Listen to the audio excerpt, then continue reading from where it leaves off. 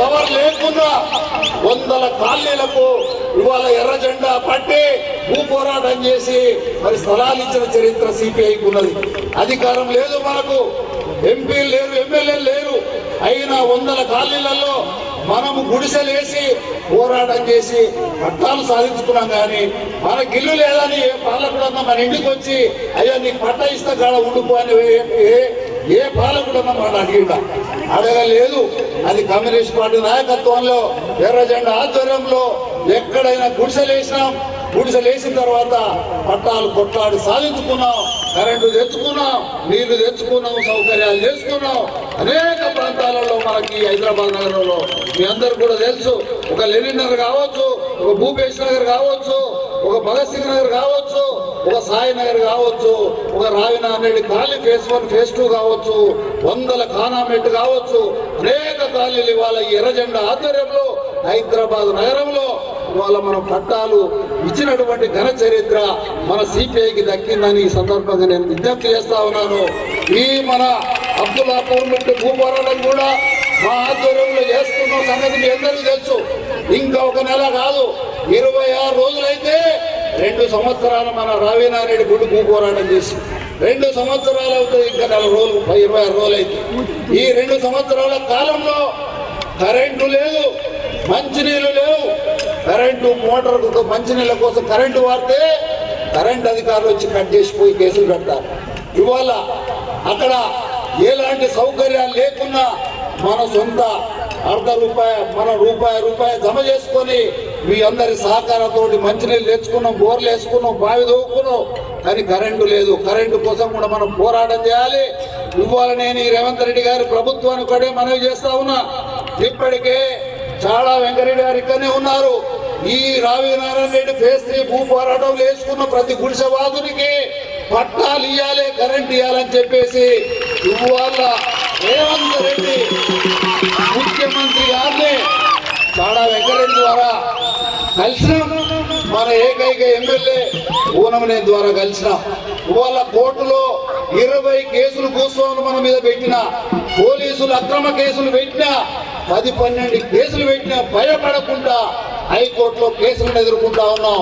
ఈ దగులుబాజీ ఇబ్రాహీంపేట ఆర్డీఓ మనకు అన్యాయం చేస్తా ఉన్నాడు.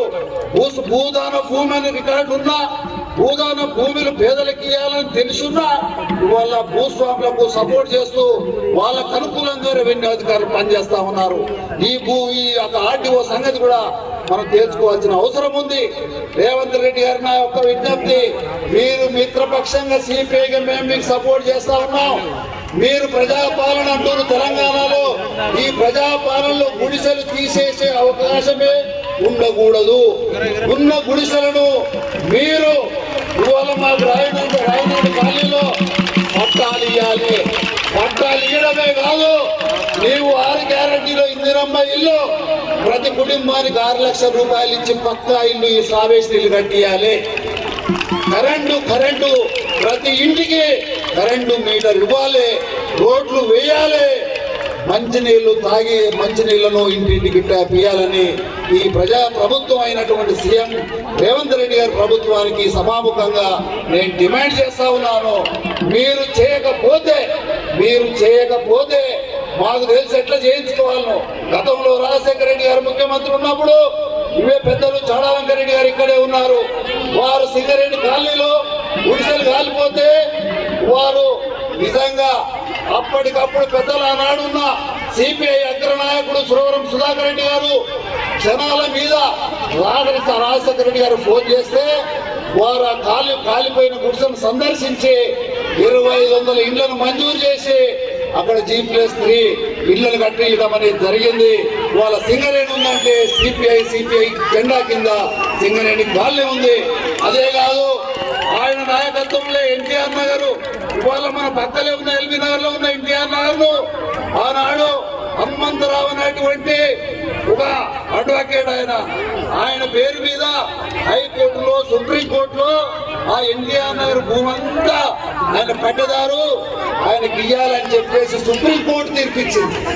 సుప్రీంకోర్టు తీర్పిస్తే అక్కడ ఉన్న మన పేదలందరికీ నోటీసులు పంపితే నేను అక్కడ ఉన్న మన పార్టీ నాయకులందరం కలిసి సుధాకర్ రెడ్డి గారిని తీసుకొని రాజశేఖర రెడ్డి గారి దగ్గరికి 40 లారీల జనాన్ని ఇదే ప్రగతి భవన్ దగ్గర పోతే ఆయన ఒకటే కలెక్టర్ పిలిచి చెప్పిండు, మీరు ఒకటే చెప్తున్న సుప్రీంకోర్టులో ఇచ్చిన జడ్జిమెంట్ ప్రకారంగా ఇవాళ ఆ భూస్వామికి ఆ అడ్వకేట్ ఆ భూమి చెందాలనుకుంటే దేన్నైనా అంత విస్తీర్ణం కలిగినటువంటి స్థలం ప్రభుత్వ స్థలమేనో చూపించండి, కానీ ఆ ఎన్టీఆర్ నగర్ మాత్రం ఒక ఇటుక పిల్ల తీయడానికి వీలేదు, ఇచ్చిన నోటీసులను రిటర్న్ తీసుకోమని చెప్పేసి కలెక్టర్ చెప్పిండు.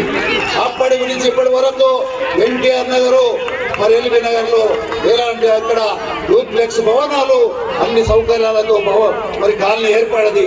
ఆ ఎన్టీఆర్ నగర్ ఏ రకంగానైతే రాజశేఖర రెడ్డి గారు నాడు మరి ప్రజలకు ఇచ్చిన మాట ప్రకారంగా అభివృద్ధి చేశాడు, ఇవాళ రావినారాయణ రెడ్డి కాలనీ కూడా రేవంత్ రెడ్డి ఆ రకంగానే స్పందించి ఇక్కడ ఎన్ని కేసులున్నా ఆ కేసులలో ఉన్నోటికైనా ఇస్తే ఓ 4 ఎకరాల గుట్టల ఆ రాచకొండ గుట్టలో తగలబెట్టాలి, కానీ ఈ భూమి మాత్రం ఇంచు కూడా కదలం, అది వదలం, మీరు ఖచ్చితంగా పట్టాలు ఇవ్వాల్సిందే, కరెంట్ ఇవ్వాల్సిందే, నీళ్ళు ఇవ్వాల్సిందే అని చెప్పేసి ఈ వేదిక నుండి ఈ కాంగ్రెస్ పార్టీ ప్రభుత్వాన్ని రేవంత్ రెడ్డి గారిని నేను డిమాండ్ చేస్తా ఉన్నా.